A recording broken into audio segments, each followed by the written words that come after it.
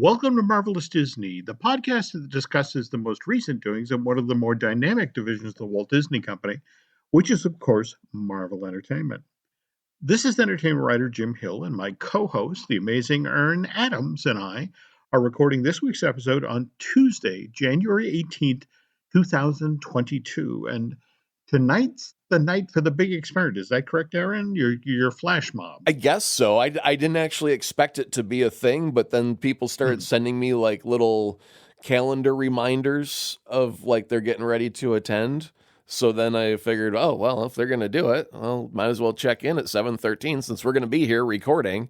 I mean, we might as well just peep over at 7:12 and see what happens at 7:13 and see if we can get 5 whole people to participate in our flash mob. Okay, so all right, you've set up the premise, and if we're synchronizing watches here, I've got 7:06, so we'll get started with the news segment, and then duck out in 6 minutes to see what's going on. And the news portion of this week's episode of Marvelous Disney is brought to you by Storybook Destinations, trusted travel partner of the Jim Hill Media Podcast Network.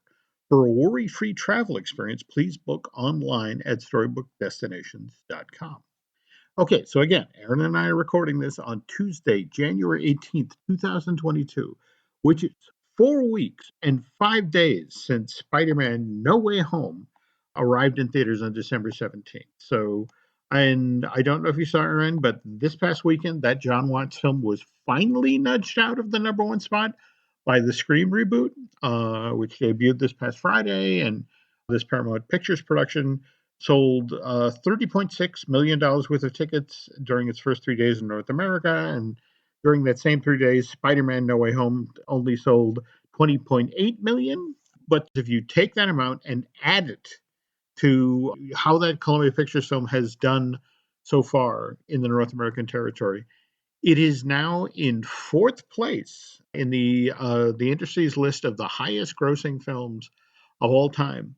And again, that's so that it was single territory for the North America. So that's 698 million point seven, just shy of 700 million. And right now, there are only 3 other films ahead of Spider-Man in the domestic box office. We've got James Cameron's Avatar, 670 million back in 2010 or thereabouts.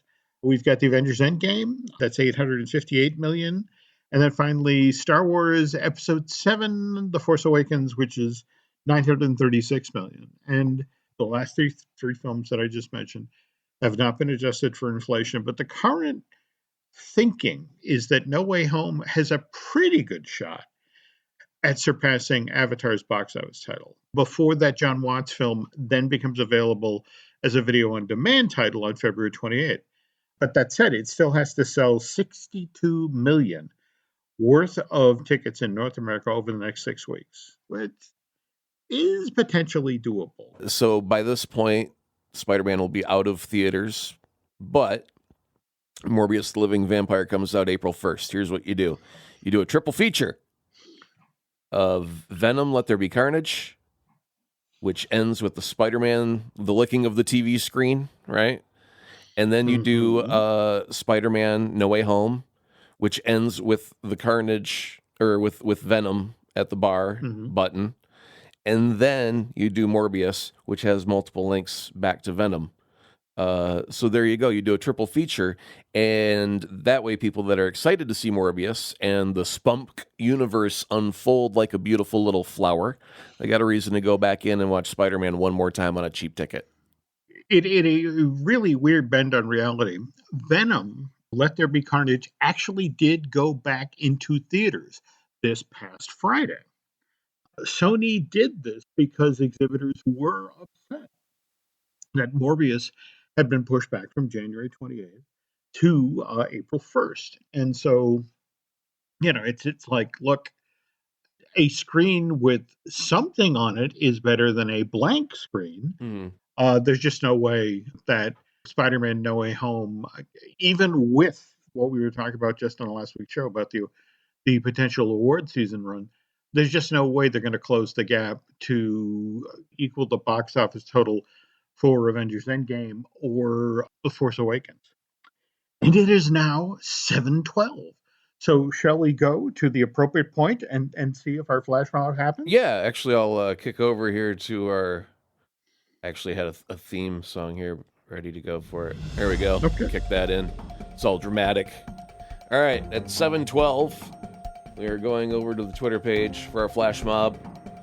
Currently at 318 followers. Apparently, someone did not follow directions during the week because we were supposed to be at 317, but we're at 318. That person will be banished from the kingdom. Oh dear. No, they're fine. They're safe. They're safe. All right, here we go. It's 7:12. I gotta go to see if there's a clock that has a second hand. Oh, we're just seconds away from hitting 7:13. Oh, the anticipation, the drama. I am on the edge of my seat. Here. All right, 7:13 and no, nothing. Not a darn thing. No. All right. we have to allow technology. I mean, again, in my case, I live out in the woods, and sometimes a really fat crow will sit on a line, and I will get email for a whole minute. Right? Yeah. Okay, In all honesty, I never even gave out what my Twitter handle was that day when I did the flash mob. So they have no idea. They're like Moses wandering through the desert for 40 years looking for a clue. Okay, well let's let it soak for a moment and circle back to it, see what happens. Nothing is better than a spectacular failure. I think that is the most enjoyable outcome I could have hoped for. All right, let's move on. Okay, well, doubling back to Spider-Man No Way Home now, Andrew Garfield, in a recent interview with Variety, he talked about it was actually the getting a chance to redeem himself after Emma Stone's Gwen Stacy character died in 2014's The Amazing Spider-Man 2. Mm-hmm. This really appealed to Garfield. In an interview with Variety, he stated that making sure that Tom Holland's girlfriend didn't suffer the same fate as Gwen, there was something cosmically beautiful about that chunk of the script. It meant that I got a second shot at saving Gwen. I will say it was that image of my version of Peter Parker saving MJ that it was really beautiful, and that's what sold me on the whole thing, persuaded me to make this movie. I mean, if you think of Toby's Peter Parker as the older brother and Tom's version of the younger brother, my Peter Parker is the middle brother. And the fact that it's my Spider-Man who gets to save his younger brother's romantic relationship potentially and heal the most traumatic moment of his own life by doing this to his younger brother, that's a beautiful, beautiful moment. Garfield also went on to give credit where credit was due when it came to the laugh at the very end of that MJ saved from her potentially fatal fall scene. When Andrew appeared recently on Josh Horowitz's Happy, Sad, Confused podcast, he admitted that what MJ says right at the end of, right after his version of Peter Parker saves her at that fall, it's like, I'm okay, but are you okay? That's all Zendaya. As he explained on Horowitz's podcast, this is a real tribute to Zendaya as a creative person, as an actress. Because when she saw what I was doing, that clearly my version of Peter Parker turned up right after the save, that he's obviously thinking about what happened with Gwen and that how that somehow didn't happen this time, but he's still emotionally overwhelmed at having to relive that moment. Anyway, Zendaya is such a great actress and she's such a center human being in real life. It was her idea to have MJ check in on my version of Peter at the time to ask if I was okay. That was all her. So again, beautiful, powerful moment. Which isn't to say, by the way, that the actress who actually played Gwen Stacy in Amazing Spider-Man 1 and Amazing Spider-Man 2 is all that happy with Andrew Garfield at this moment. Back in 2012 and 2014, Ms. Stone played Gwen Stacy in those two Amazing Spider-Man movies. And more to the point, for much of the time, Andrew Garfield and Emma Stone were a couple. Andrew goes on to tell the story again on Horowitz's podcast. So it's like, so Emma kept texting me. She kept saying, "Are you in the Spider-Man film?" And it's like, I don't know what you're talking about. And she, and she was like, "Shut up, just tell me." And he's like, I honestly don't know. And so I kept this ruse going for weeks, and then finally, then after Emma actually saw, No Way Home, she then sends me a text where she said, "You're a jerk." When you say I honestly don't know if I'm in a movie, that is one of the poorest worded lies you can have. Because if you're in a movie or not. You know if you're not in a movie. Jim, are you in a movie right now? No. I'm Well, not in a movie right now. okay. So Mhm. I can say with absolute certainty I'm not in a movie. If someone were to ask you if I don't know, maybe I am, maybe I'm not, that means I'm a horrible liar. Anyway. Yeah, I get what you're saying. There's kind of a similar situation going on right now with Doctor Strange and the Multiverse of Madness. That Sam Raimi movie has been undergoing reshoots out ahead of its May 4th release date. This is supposedly not being done because Multiverse of Madness is in trouble, but rather because Spider Man No Way Home was testing so well. And then, of course, became this behemoth at the box office. And so, are you familiar with what happened in the summer of 2012 after Marvel's Avengers came out and dominated the box office? Overall, I mean, outside of them making a lot of money. Well, this actually has to do with the film that was supposed to follow Avengers into theaters, and that was Iron Man 3. Okay.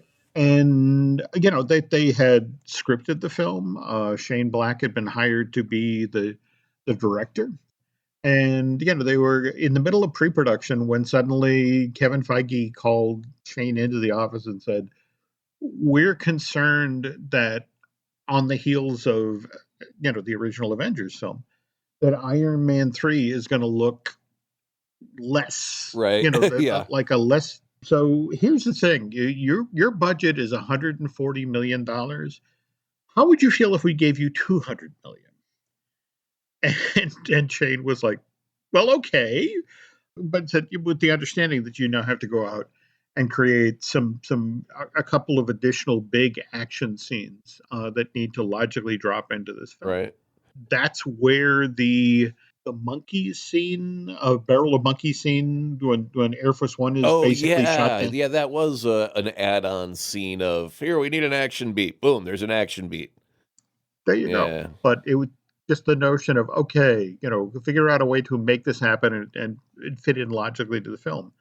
But anyway, again, they threw $60 million at it to make it look big or bigger than it was originally going to be, so it could stand alongside Avengers, the original Avengers. I was going to say there's a moment here that just needs to be addressed.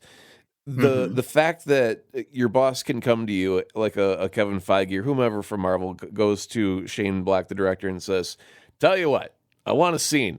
I want people falling out of an airplane. You got to catch them, right? I don't care how you do it, just do it. Make it look flashy, kid. Here's 40 million." And they walk away. I was thinking about this with like Spider-Man No Way Home. What if they didn't Hmm. get Tobey Maguire and Andrew Garfield? It was a pie in the sky idea that they had to go out and ask people to, like Willem Dafoe, you can't read the script, but you got to sign on. What do you say? What if that House of Cards never got built because of so many secrets? They have to be fluid, and it seems like a lot of the movies in the MCU have that story, that one story where they go, it was Captain America, not Civil War, but Winter Soldier, where they go, Hmm. "Hey, I want to see 2 or 3 helicarriers falling out of the sky, all in flames and smoke and whatnot. It'll look really cool. Trust me, kid." And that was the stipulation. Make it fit into the story, and it reminds me of Peter Jackson, like when he was doing Lord of the Rings, and it was like, "Oh, we're gonna add this scene here," and they're like, "What? We don't have the money." "No, it'll be fine. It'll be fine. Don't worry about it. We'll take care of it." And they just kept allowing themselves to have a moment of inspiration come from the outside, and I think that it's good to be able to be fluid like that while still maintaining a cohesive storyline. Well, it's so interesting you bring this up because face it, with Multiverse of Madness, because again, the beauty of Multiverse of Madness is anything can happen. Anyone can show up. And supposedly that's what's been going on for the past 6 weeks is the notion of, okay, when we were testing this film, the thing, the people reacted to big way with Spider-Man No Way Home was, the villains, the William Dafoe and and the like showing up. Likewise, the very thing you mentioned, that we got Toby, we got Andrew to come back. So how do you create a movie that follows that act? And I don't know if you've been paying attention to the rumors that have been making the rounds this week Okay. about and All the and different again I multiverses that are coming at us of all the old movies, Blade and the X-Men, and who all's coming back. let me give you a partial list of the names I've come across in just the last week to 10 days. We have Robert Downey Jr. coming back as Tony Stark. We have an alternate universe version of Tony Stark, Tom Cruise, supposedly doing a cameo appearance. We Oh, have no, not stop. You can't just say that and then walk away like it never happened. How long ago was the Tom Cruise rumor? early on, John Favreau, when he was talking about doing Iron Man, the studio supposedly pushed for Tom Cruise. But he was the one who looked at Robert Downey Jr. and saw we've got an actor who's had kind of a flawed personal life, but it's perfect for Tony Stark. I mean, it just the vibe, Mm-hmm. his history is he's the perfect guy for this role. Right. And so that was when Favreau actually literally pushed back and it's like he will be cheaper, but he will be better. So the whole notion is that you're telling me you could have Tom Cruise, but you want Robert Downey Jr. Are you insane? It turned out to be the right choice. So in a weird sort of way, this is Marvel doubling back on itself. Now, would we get them to interact like the Spider-Man interacted? Would we get a Stark off? See, now this is the problem, Aaron. That so much of this is, supposedly actors coming in the Tobey Maguire Andrew Garfield mode, but instead of for 2 weeks, it's like we need you for a day. Now, this is the Come hard in. part about all this, Jim, because if you're in the middle of action, adventure, danger, and magic, and oh my goodness, all the wonderful things, and then you've got a Robert Downey Jr. Tony Stark and a Tom Cruise Tony Stark, I'm going to be like, okay, everybody, stop the battle, stop the war, sit down. Be quiet. Get in the corner. Now, you two, I want you to get over that table and have a cup of tea, and let's chat. Let's see what the differences are between you two, and spend like about 45 minutes of the movie just wasted on these two characters interacting. I totally get what you're saying, but that doesn't seem to be what they're doing here. This is Well, of in a course weird not. sort of way. It seems to be the Multiverse of Madness is borrowing a page from. Did you ever see the movie from '63? It's a mad Oh world yeah, yeah. where it was like every comedian on the planet put in a cameo on this thing. I Yep. mean, this is the thing. If and this is the other thing. I know you're not a big fan of these rumor stories, so I'm just going to run the rest of the list, and you can slap me later. Okay. But we have Patrick Stewart supposedly returning as Professor X. We have James McAvoy returning as the younger Professor X. And what's fascinating about this one is in the window of time that this was being shot, McAvoy shaved his head.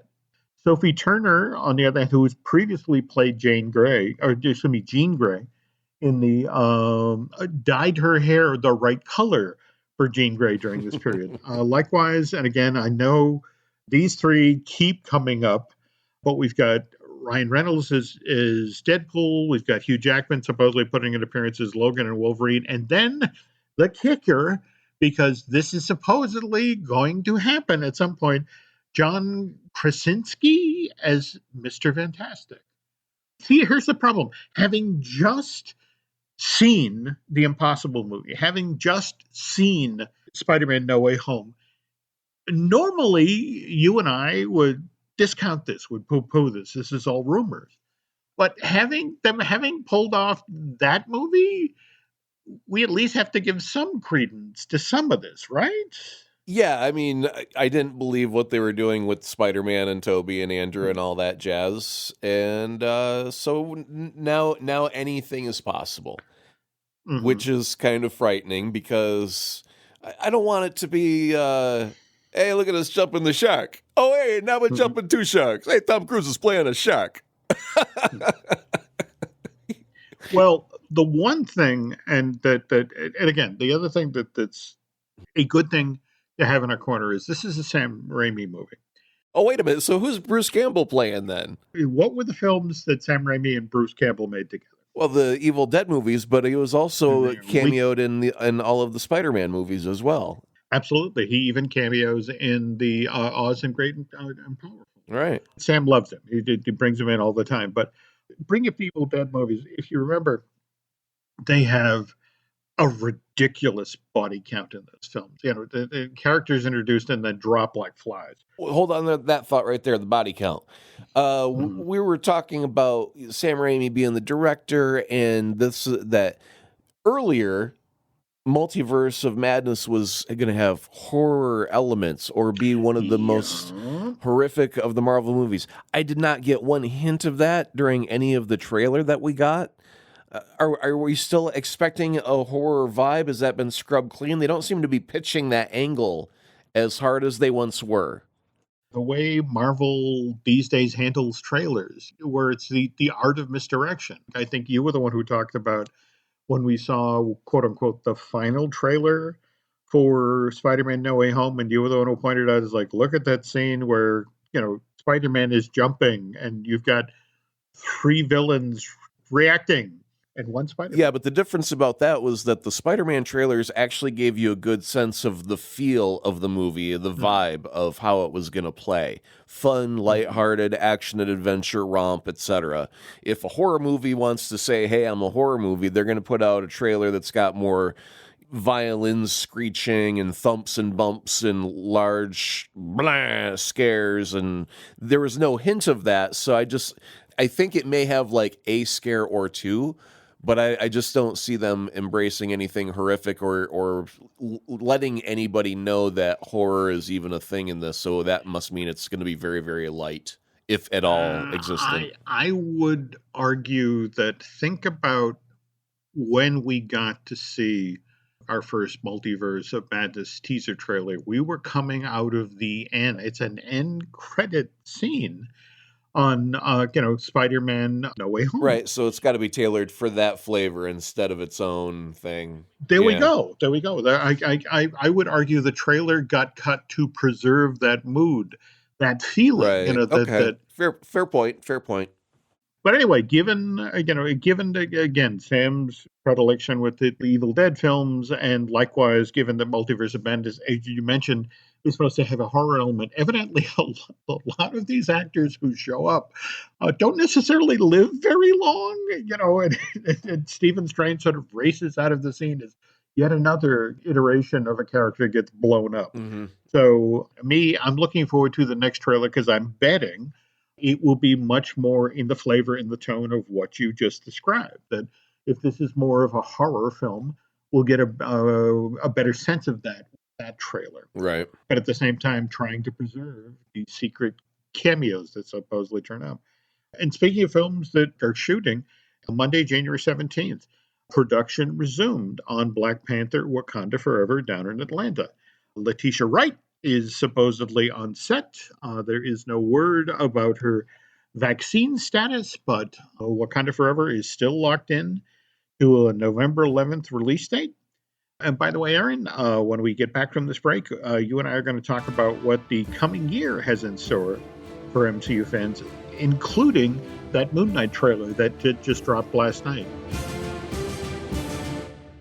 The family that vacations together stays together. At least, that was the plan. Except now, the dastardly desk clerk is saying he can't confirm your connecting rooms. Wait, what? That's right, ma'am. You have rooms 201 and 709. No, we cannot be 5 floors away from our kids. The doors have double locks. They'll be fine. When you want connecting rooms confirmed before you arrive, it matters where you stay. Welcome to Hilton. I see your connecting rooms are already confirmed. Hilton, for the stay.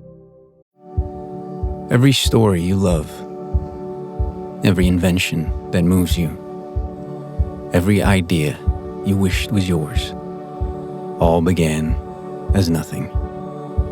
Just a blank page with a blinking cursor, asking a simple question: what do you see? Great ideas start on Mac. Find out more on apple.com/Mac. Every Who down in Who Newville liked the holidays a ton, but where to get great prices on gifts, they had no idea. None. They searched and they searched for great gifts under $25. Gifts for spouses and friends and even their toddlers. When suddenly one Who shouted, Walmart has what you want, knowing they have Lego, Tree Hut, and low prices to flaunt. So they enjoy the holiday season as Who's often do. Cheering and shouting, Walmart has incredible gifts. Who knew? Find gifts they'll love under $25 at Walmart. Aaron, on our last show, you were talking about how much you enjoyed The Eternals, which debuted on Disney Plus last week, Wednesday, January 12th to be exact. I think I mentioned as part of that show that I was somewhat disappointed to find that when I went over to Disney Plus, there wasn't a commentary track, or for that matter, the Avengers Assembled special. Well, Chloe Zhao on Instagram has cleared this up. She posted that The Eternals is on Disney Plus now, and that the commentary, the Assembled special, and the bonus features will be available on Disney Plus in March. She then went on to thank all of the fans and the audience and the exhibitors and the theater workers and who actually got this thing out in the theaters, and likewise all the amazing people who worked on the film. But Marvel Studios Japan, just last week, the folks in Japan revealed what's supposed to be the entire batting order for 2022. So we previously, early the first half of the show, talked about Multiverse of Madness, which was coming up May 5th. And the next theatrical release after that is Thor: Love and Thunder. That's supposed to come out on July 8th. But between those two theatrical releases, there are 3 Marvel-related things coming out on Disney Plus. We have She-Hulk, the live-action series, and then we have 2 animated projects. We have I Am Groot, which is going to be a series of shorts, and then we have season 2 of Marvel's What If. After Thor: Love and Thunder comes out again on July 8th, supposedly the Ms. Marvel series premieres, and that's going to show up on Disney Plus between Thor: Love and Thunder and Black Panther: Wakanda Forever, which debuts on November 11th, and at least according to Marvel Studios Japan, is in this relatively short period of time. It's going to be basically 4 months: July, August, September, October. Secret Invasion, the Nick Fury show is also supposed to drop, which, so if I'm counting here correctly, if we include Moon Knight, which we'll get to in a moment, isn't that 4 series? What's wrong with that? You got a problem with that? You want more or you want less? Well, I'm just trying to think. We got WandaVision, we got Falcon and the Winter Soldier, we got Loki, and we got Hawkeye. So, but I'm thinking that if we're talking strictly live action, 4 live action in 2021, Oh, 4 yeah, live yeah, action, yeah. 2022. Okay, so that makes sense. So we were pre-gaming a bit. You brought up an interesting point. If you start to really eyeball the runtime of these limited series versus the actual releases, you want to talk a little bit about that, or? Well, yeah, I was trying to do some math about a Hollywood movie budget versus a Disney Plus series budget, and how they can be relatively similar, but still squeeze more content out of the Disney Plus show. And Hawkeye being an example for being the most recent, we were talking about, we get these moments where the character gets to breathe that we would not get in a movie. These things would be cut, where one moment was Hawkeye leaning back in an easy chair having a flashback of all the horrible things that he'd been through, or his good times with Nat, or whatever it was. But that didn't cost any real money to have a few moments of him sit in a chair. That didn't require special effects. And then to pull from the archives a couple shots from previous movies didn't really cost anything special effects wise. So they're able to have these moments where, Elena and Kate end up sitting there talking about macaroni and cheese for freaking 5 to 10 minutes, and we're all loving it. They're great scenes, but they don't really cost a whole lot as far as special effects and all that stuff goes. So you're saving a lot of money. You're getting a lot more content. And they're, one of these ground level superheroes where you're not in space and you don't have to, spend your entire budget on drawing backgrounds and fantastic sets. So, yeah, I was just thinking that if you're Marvel or Disney and you're trying to come up with a budget, you can either go, well, we can, and the thing is, they're getting to be 2.5-hour movies, and that's fine. That's okay. They got no problem with 2.5-hour movies right now. Soon they'll be pushing the 3-hour boundary, I bet. They go have big, huge, fantastic stories. But when you line up Hawkeye in 6 episodes and only 25 minutes of actual content and then maybe 10 minutes of credits after that, you end up with like a 2.5, 3, 4 hours tops. So it's not that much longer than a movie. But again, that extra stretched out time is time chatting over a table of mac and cheese. Normally, I think I could get a reasonably spirited defense going here. The problem is I've had time since Aaron first threw this idea at me while we were pre-gaming to now we're recording. And, I think you're actually on to something here. Like we're talking about WandaVision because they actually hired the people that worked on sets like Bewitched to where they were doing the fishing pole with the loaf of bread or whatever. They didn't have to CG that. They did a fishing line gag, which cost the entire expense of fishing line. But they did those types of gags for 2 episodes. And so those are practical effects done on set that cost practically nothing because they did them back in the 60s on the cheap back then. So, yeah, we got 2 episodes of great content cost practically nothing. I mean, when we're doing actual real magic in our real universe and we want it to look good and believable, spend all of your money there. But in the beginning, for those first 2 episodes, when we're in fantasy TV land, you can make it look hokey like it was in TV land because that's what's happening in her mind. And that story-wise explains why it looks that way. And it's perfect. It worked really, really well. But, I'm looking at these shows and seeing how they can stretch the budget. Falcon and Winter Soldier, they had some wonderful flying scenes. They did some amazing stunt work. And they did some amazing visual effects work as well, but a lot of the time it was on the ground. A good chunk of that story was on the ground, and then when they needed a person to fly through the air, then boom, they whip out their special effects budget and get it done and make it look good. And so here's the thing is, like, in the olden day when we got S.H.I.E.L.D., there was, kind of the promise of we got to make a film quality TV show. But Agents of S.H.I.E.L.D. always felt like an ABC TV show, whereas these still have that cinematic look and feel. And it's just about how do they do it? Well, they stretch out the good bits, the dialogue and the exposition that, with really great writing, so you don't mind that it's an exposition dump. That the characters are having a moment to interact with each other that's fun and clever and witty. And you're okay with spending 5 to 10 minutes in that moment, where if we were in a movie theater, you would not tolerate that, not one bit.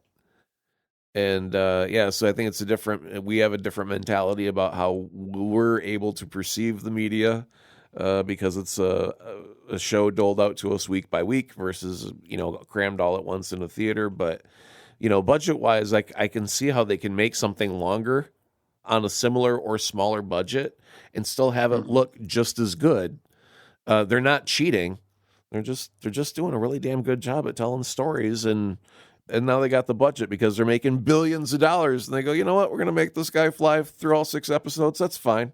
You do what you need to make it work. When the piggy bank is dry, we'll let you know. But that's gonna be a long time before the piggy bank's empty. No, but it's so intriguing you bring this up because think about it. We are 22, soon to be 23 months into a pandemic, which has blown the theatrical release model up out of the ground. Taking into account, of course, we spent so much time at the front of the show talking about the ridiculous amount of money that No Way Home made.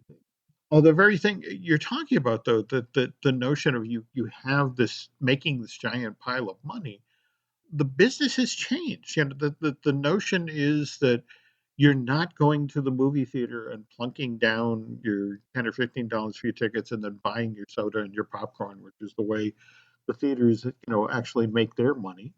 It's now a question of you pay whatever you pay per month to get Disney Plus at home, and then each week, you tune in for your new episode of Home. And we are a year since WandaVision debuted on Disney Plus, and knowing the collector mentality, are you surprised that we don't have a WandaVision Blu-ray or DVD? There are people that like their physical media, but I also think that, much like Mr. Disney always said, you need a weenie in the park that draws people to a certain location. Disney Plus needs a weenie to draw people to it to subscribe. They need a reason. So if they were to say, go, oh, hey, Star Wars and Marvel fans, because those are two franchises that are just, money printing machines if done properly. And so if they were to say, hey, don't worry about it, we're going to be putting these out on Blu-ray, well, people go, well, then I don't need Disney Plus now, do I? And, because maybe I'm just a Marvel fan and I don't care about all your other cartoon content and your long, rich history of blah, blah, blah, blah. I just want Marvel, or vice versa for Star Wars. I don't care about the rest. I just want my Space Wars. Then they could just wait, buy that one DVD set once or twice a year, and not have to spend money throughout the whole year to have the subscription.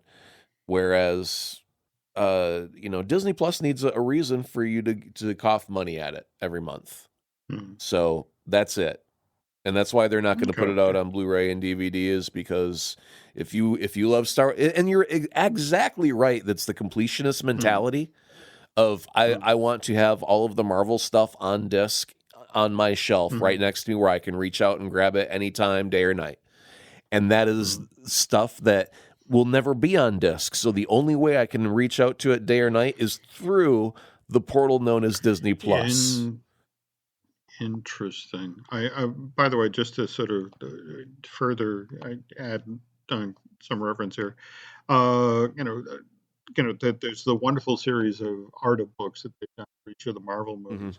Whereas WandaVision, the art of the series, that book isn't going to hit store shelves till next month, February 22nd. In fact, the Loki, the art of series, that won't hit store shelves till May 10th of this year. And that's, in both of those cases, we're a full year out, and more than that since those shows dropped. I'm kind of used to that because Hot Toys is on that same kind of schedule where it's like they'll show you their sculpt of Spider-Man, No Way Home and all the suits, and then you go click on it and it'll say pre-order, and then the expected delivery date is like 18 months from today. And so it's like, oh, all right, well, I guess I'll throw $300 at it now and forget about it. And then one day it'll come in the mail and be like, oh yeah, that's right, I got this, rad. Okay, well, it's interesting you bring that up, the whole notion of these have to stay here, and that's what makes Disney Plus valuable. Whereas tail end of March, we get Moon Knight. Trailer just dropped during last night's NFL Super Wildcard game. You got to see the trailer. What'd you think? Oh, I thought it was amazing. Well, I mean, I've been a very vocal fan about Oscar Isaac being one of the greatest actors ever to be molded into humanity and set upon the earth. And the fact that he's playing a character that's got this dissociative identity disorder, so he gets to play multiple characters. I really like for an actor to have that challenge playing that type of a character. So I'm hopeful for what types of opportunities that will offer him as an actor to explore. But also, I was very much a huge fan of Christopher Nolan's Memento. And the quick nut of that movie is, for people that haven't seen it, the movie goes backwards. The guy can't make new memories, so every scene he's like, "Oh, what's going on here?" And he's discovering something, and as the story is told backwards, you learn so much. And I was kind of reminded of that in the trailer, because he's driving down the road in like a van or something, very, very quickly, like he's in a car chase, and he looks and his other hand is holding a gun, and he's surprised to see that there's a gun in his hand. And I'm thinking in this moment, he must have had a shift in identities at that moment, and he's got to figure out what the hell he's in right now. What's going on? And I think that can make for some fascinating storytelling to have your character shift to another character, and that person is in mortal danger, and they have to figure out how and why and still get out of it. I'm so looking forward to this. It's so fascinating that you bring this up in the same show where we were talking about the trailer for Multiverse of Madness that ran at the end of No Way Home, in that they did a brilliant job with the Moon Knight trailer of setting up the characters, setting up the world, the effect of here are all the hooks you need to know about what the show is about. And are you intrigued? Well, come to Disney Plus on March 30th and follow the 6-episode story of Moon Knight.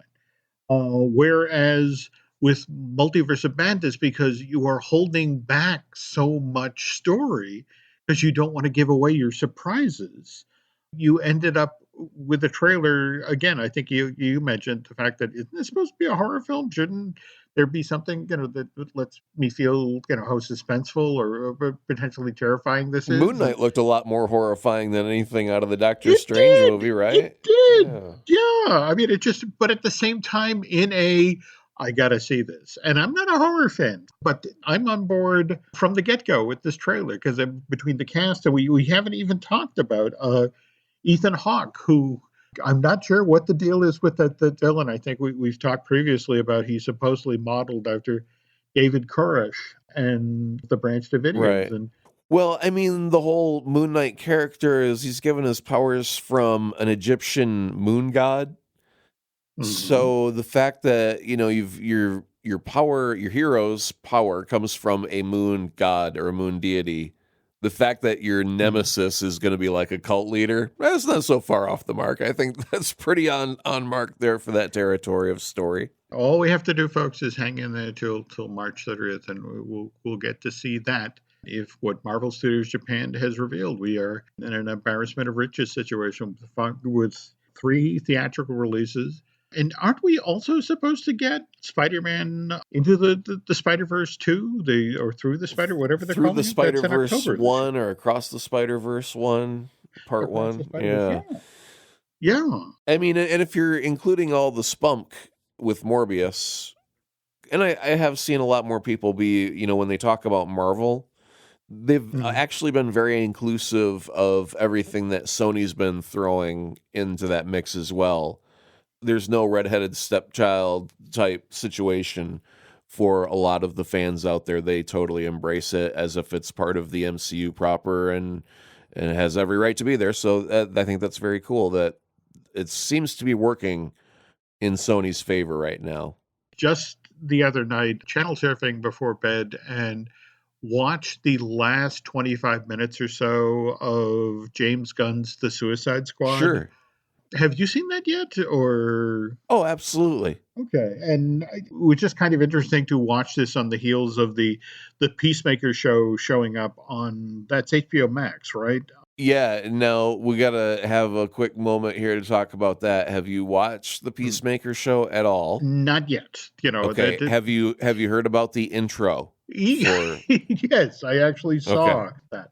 So there has been an article and it was weird because the very first time we watched Peacemaker, obviously you get your intro, and I'm watching with my wife, and I ask, "Do you think they're gonna do the full dance routine every episode, or is it going to be a truncated thing where they just do like a little clip of it and then move on?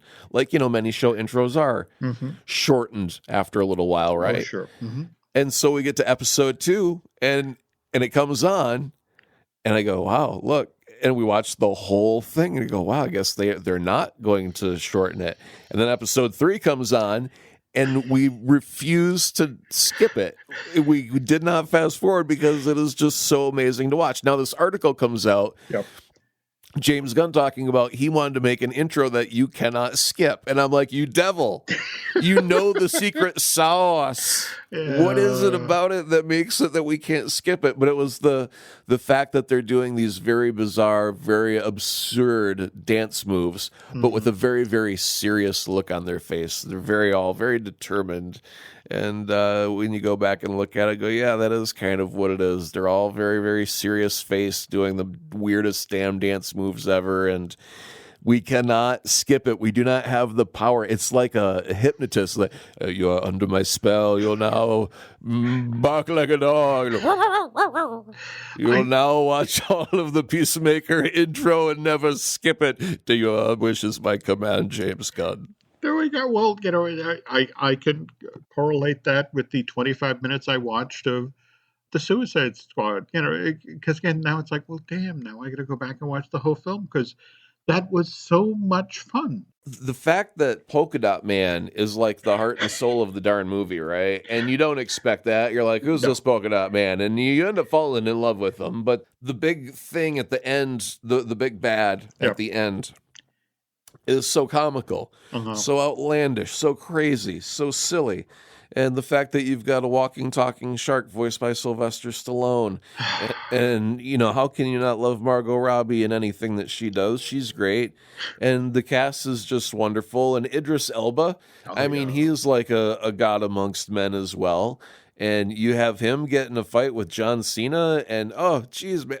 It's too good. It's it is absurd with riches. Yeah. Let's just wrap here so I can go find, on the 1,200 HBO channels that are out there, it's got to be running somewhere, or if not, I'll just fire it up on HBO Max. But to circle back to our big question for the evening, head back over to Twitter. We got any more? Or what do we got?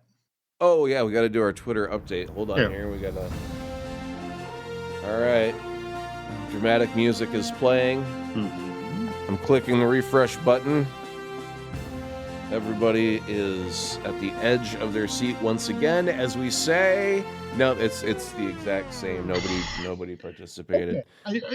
I'm just going to float an idea. I float an idea here that, given that, again, you didn't actually tell people the address they should go to. Why don't we actually give them the really for real social media information so they can find you and see what happens in the interim? All right. Well, if you were to look me up in the 317 Yellow Pages, which is the best way to find me, and you were to look up at AzaProd on Twitter, you'd have a much better chance of participating in our silly little games. So, go ahead and participate that way, at AzaProd.